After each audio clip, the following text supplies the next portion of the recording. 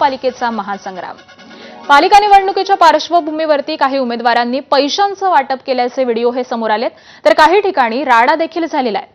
डोंबिवलीतील तुकाराम नगरमध्ये भाजप आणि एकनाथ शिंदेंच्या शिवसेनेमध्ये जोरदार राडा झालाय। डोंबिवलीतील प्रभाग क्रमांक 29 मध्ये मैत्रीपूर्ण लढत आहे। पॅनलमध्ये भाजपच्या 4 उमेदवारांसमोर एकनाथ शिंदेंच्या शिवसेनेचे 4 उमेदवार हे रिंगणामध्ये आहेत। भाजप कार्यकर्ते पैसे वाटप करत असल्याचा आरोप शिवसेनेच्या उमेदवारांनी केलाय, तर या कारणावरून जोरदार राडा देखील झालाय।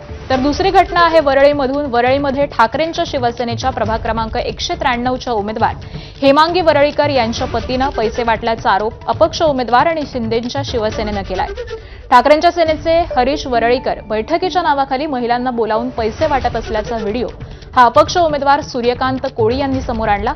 ठाकरेंच्या सेनेचे माजी शाखा प्रमुख सूर्यकांत कोळी यांना उमेदवारी न मिळाल्यामुळे ते अपक्ष निवडणूक लढत आहेत आणि त्यांनीच हा व्हिडिओ समोर आणलेला आहे। तर मुंबईतील वांद्रे प्रभाग क्रमांक 94 मध्ये देखील मतदारांना पैसे वाटल्याचा आरोप करण्यात आलाय। राष्ट्रवादी काँग्रेसचे उमेदवार रश्मी मालुसरे यांचे कार्यकर्ते नागरिकांना पैसे वाटत असल्याचा आरोप करण्यात आलेला आहे। तर पैसे वाटपाचा व्हिडिओ हा देखील आता सोशल मीडियावरती व्हायरल झालाय। या प्रकरणी जावेद शेख यांनी तक्रार दाखल केली आहे आणि तक्रारीनंतर वांद्रे पूर्व इथल्या निर्मल नगर पोलिसांनी या घटनेची दखलही घेतलेली आहे। पुढची बातमी आहे जळगावमधून। जळगावमध्ये देखील पैसे वाटप करतानाचा व्हिडिओ हा व्हायरल झालाय।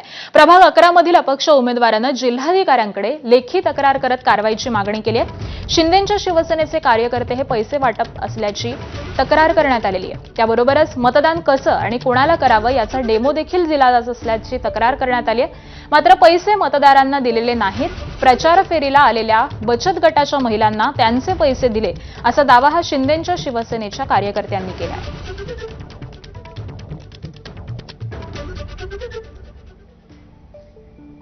पुढची बातमी पाहूयात। महापालिका निवडणुकीच्या प्रचाराच्या तोफा ह्या आज संध्याकाळी थंडावणार आहेत। संध्याकाळी 5 वाजेपर्यंत महापालिका निवडणुकीचा प्रचार हा करता येणार आहे। गुरुवारी म्हणजेच 15 जानेवारीला मतदान होणार आहे, तर 16 जानेवारीला